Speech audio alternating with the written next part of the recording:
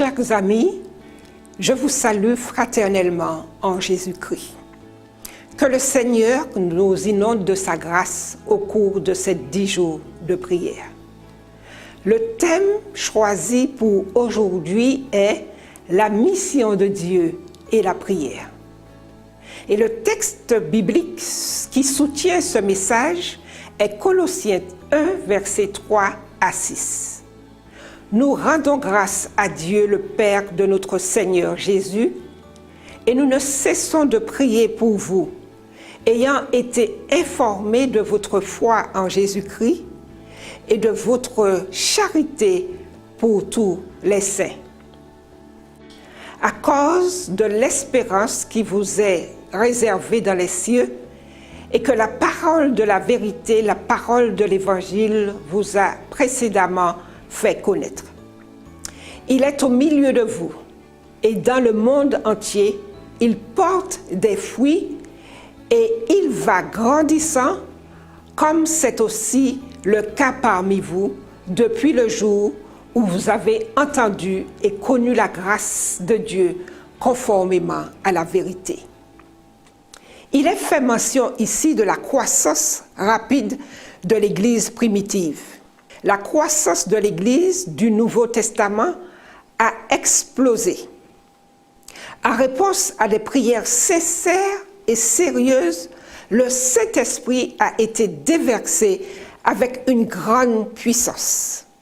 3000 personnes ont été baptisées en un seul lieu et en un seul jour.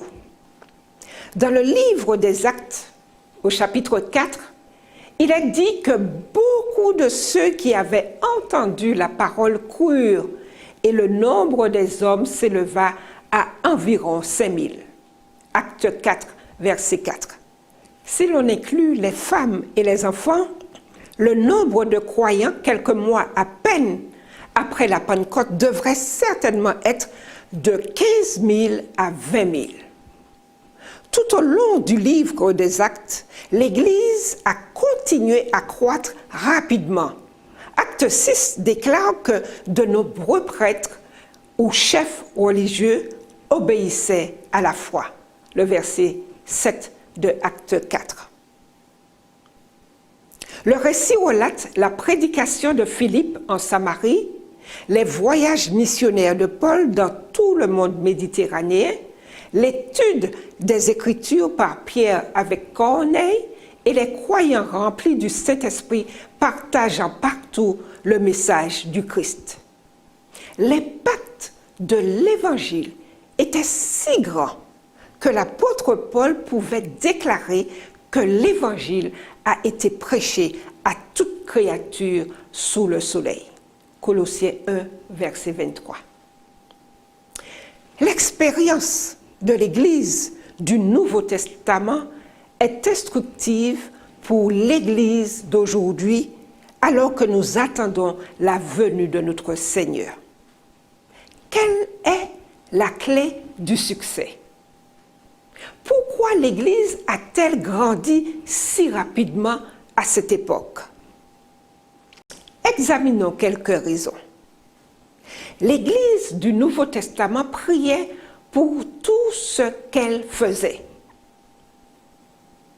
Ces premiers chrétiens vivaient une vie totalement dédiée à Dieu et dépendante de lui.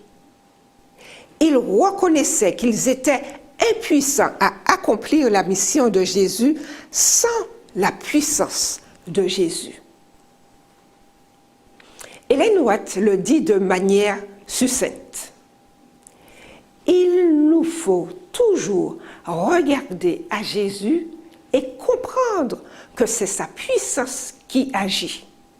Tout en travaillant avec zèle en vue de sauver ceux qui sont perdus, prenons le temps de prier, de méditer la parole de Dieu.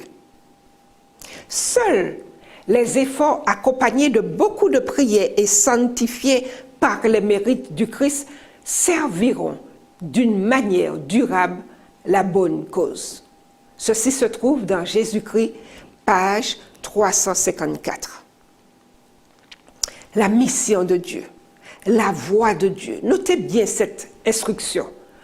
C'est la puissance du Christ qui accomplit son œuvre à travers nous. Ce n'est pas notre sagesse, notre intelligence, notre charisme ou nos propres connaissances. La sagesse pour convertir des âmes vient de Jésus. Le pouvoir de changer la vie appartient à Christ seul. En dernière analyse, seul le travail accompli avec beaucoup de prières et sanctifié par les mérites de Jésus-Christ s'avérera avoir été efficace pour le bien. La mission de Dieu doit être accomplie à la manière de Dieu. Y a-t-il un être cher que vous souhaitez voir entrer dans le royaume de Dieu? Y a-t-il un ami ou un collègue de travail qui a besoin de Dieu? Connaissez-vous quelqu'un qui a autrefois marché avec Dieu, mais qui s'est éloigné? Chaque jour, ayez cette personne à l'esprit. Priez Dieu en faveur de ces personnes. Pour l'instant, prenons quelques instants pour demander à Dieu de nous rappeler les personnes dont il voudrait toucher le cœur. Et ensuite, nous prierons pour elles. Seigneur, nous confessons que nous n'avons pas passé assez de temps en prière.